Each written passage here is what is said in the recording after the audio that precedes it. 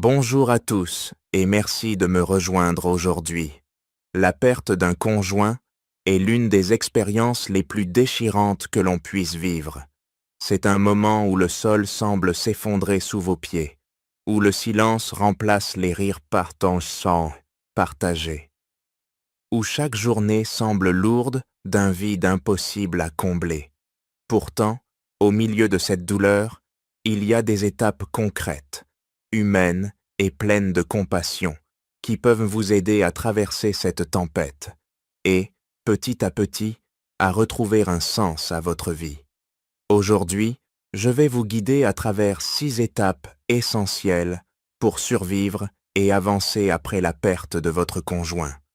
Ce ne sont pas des règles rigides, mais des balises, des points d'ancrage pour vous aider à tenir bon lorsque tout semble incertain.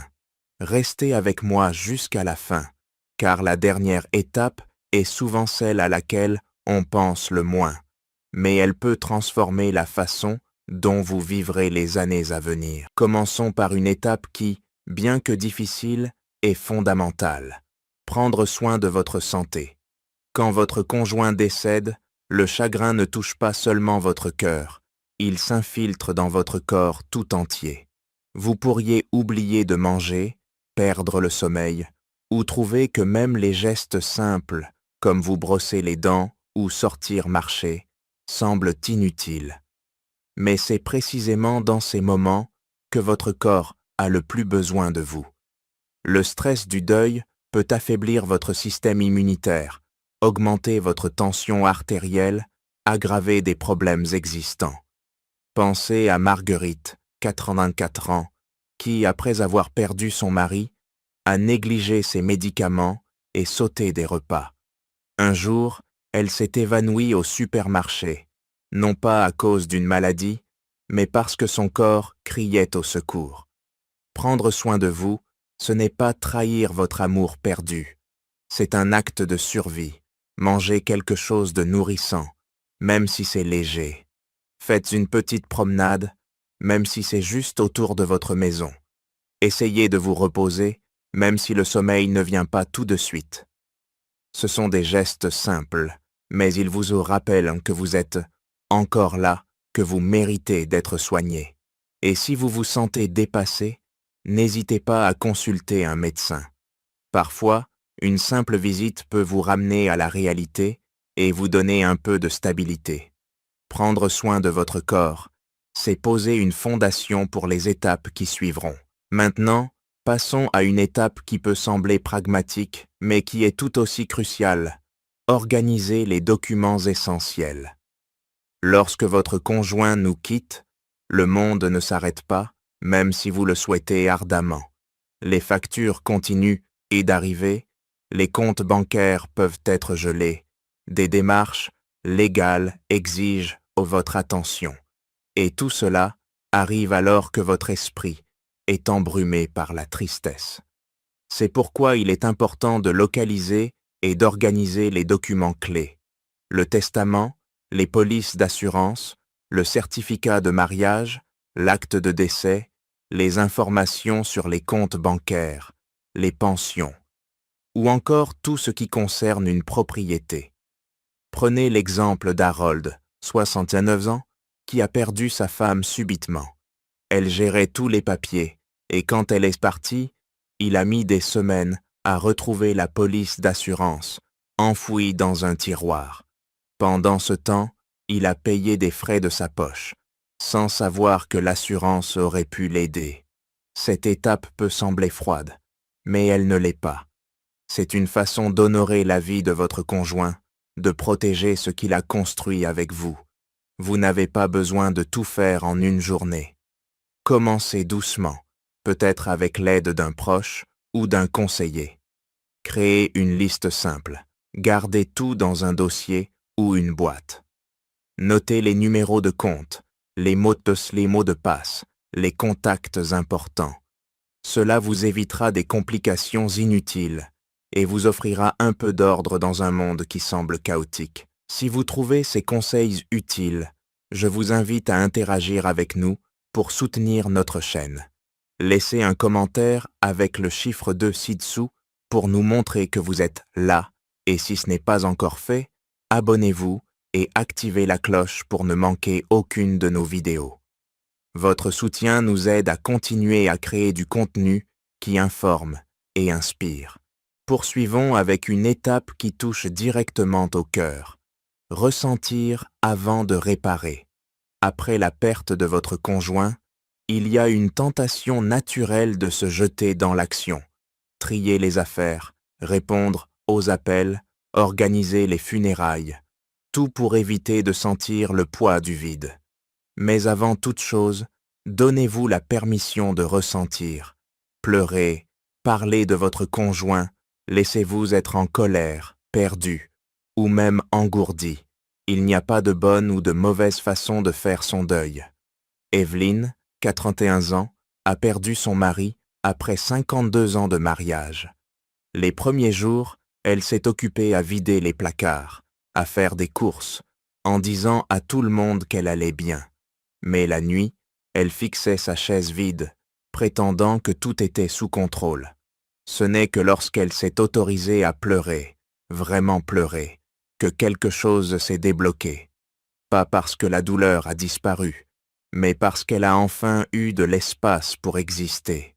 Le chagrin n'est pas un problème à résoudre, c'est un compagnon que vous apprenez à porter.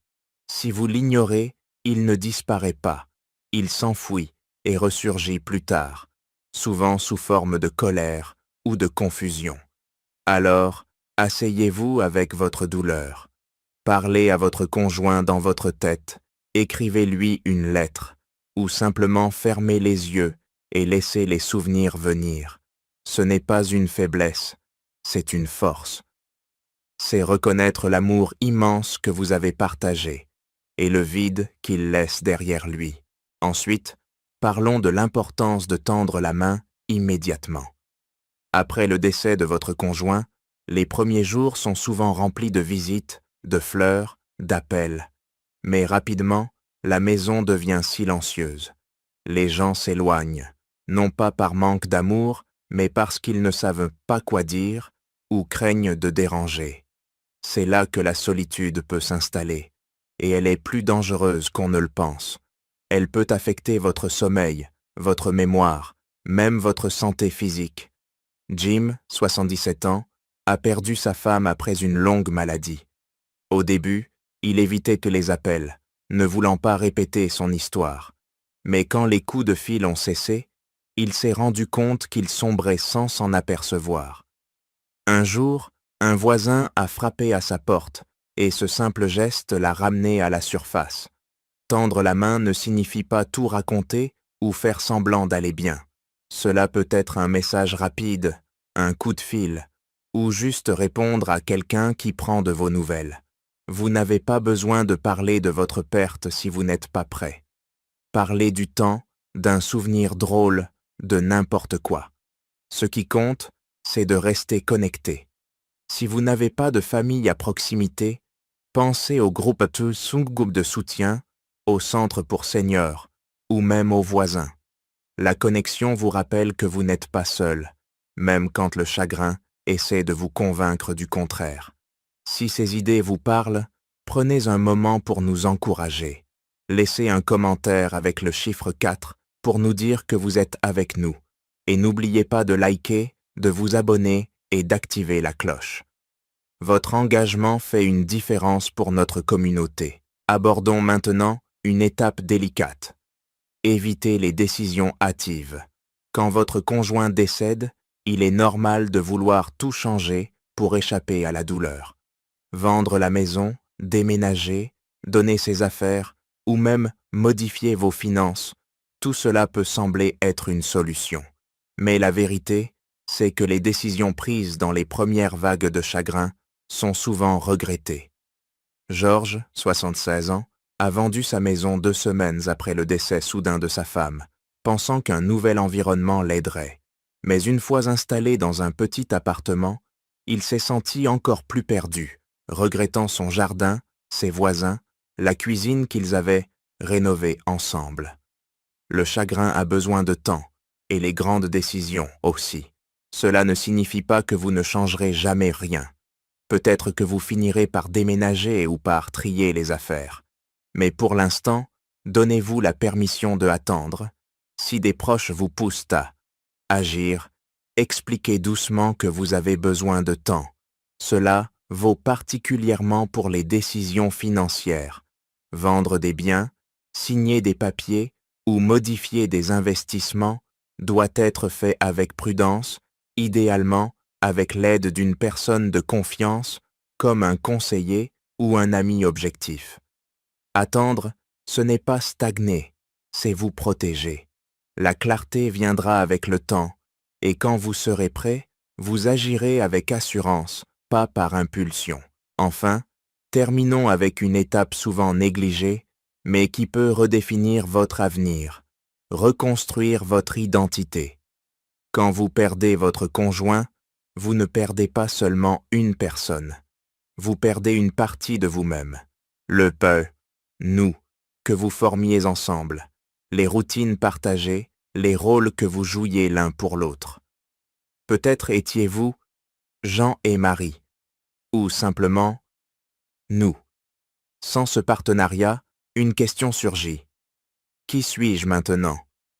Cette question peut être terrifiante, mais elle est aussi une invitation. Reconstruire votre identité, ce n'est pas remplacer votre conjoint ou oublier votre amour. C'est découvrir qui vous êtes aujourd'hui et qui vous voulez devenir. Prenons l'exemple d'Irène, 82 ans, qui a perdu son mari après 55 ans de mariage. Pendant des mois, elle a tout laissé intact, ses pantoufles près de la porte, sa tasse sur le comptoir. Puis, un jour, elle a repris la peinture, une passion qu'elle avait abandonnée dans sa jeunesse. Ce n'était pas pour combler un vide, mais pour retrouver une partie d'elle-même. Vous avez le droit de changer, d'explorer, de grandir. Peut-être que cela signifie rejoindre un club, voyager quelque part dont vous avez toujours rêvé, ou simplement apprendre à apprécier votre propre compagnie. Ce ne sont pas des remplacements, ce sont des réponses à la vie. Vous ne trouverez pas toutes les réponses. Votre nouvelle identité se construit lentement, pas à pas, à travers chaque petite curiosité, chaque nouvelle habitude. Vous êtes toujours la personne que vous étiez avec votre conjoint, mais vous êtes aussi celle que vous devenez sans lui. Et cette version de vous mérite autant d'amour et d'attention que celle d'avant. Perdre son conjoint, c'est comme perdre une partie du monde que vous connaissiez. Rien ne vous prépare à ce silence, à l'absence de cette personne qui vous voyait sans que vous ayez besoin de parler. Mais au milieu de cette douleur, il y a des choses que vous pouvez faire, des choses simples, humaines, qui vous aident à tenir debout. Prendre soin de votre santé, organiser les documents, ressentir votre chagrin, tendre la main, éviter les décisions impulsives et reconstruire votre identité. Chacune de ces étapes est une façon de vous ancrer, de vous rappeler que votre histoire n'est pas terminée. Vous n'avez pas besoin d'être parfait, ni rapide. Vous avez juste besoin de continuer, un pas à la fois. Et surtout, souvenez-vous que vous n'êtes pas seul. D'autres ont traversé ce chemin, d'autres le traversent en ce moment même, et chacun, comme vous, apprend à vivre avec un cœur brisé, mais toujours capable d'aimer. Le chagrin ne marque pas la fin de votre histoire. Il ouvre un nouveau chapitre, un chapitre que vous n'avez pas choisi, mais qui est encore le vôtre à écrire. Alors, comment allez-vous écrire ce chapitre?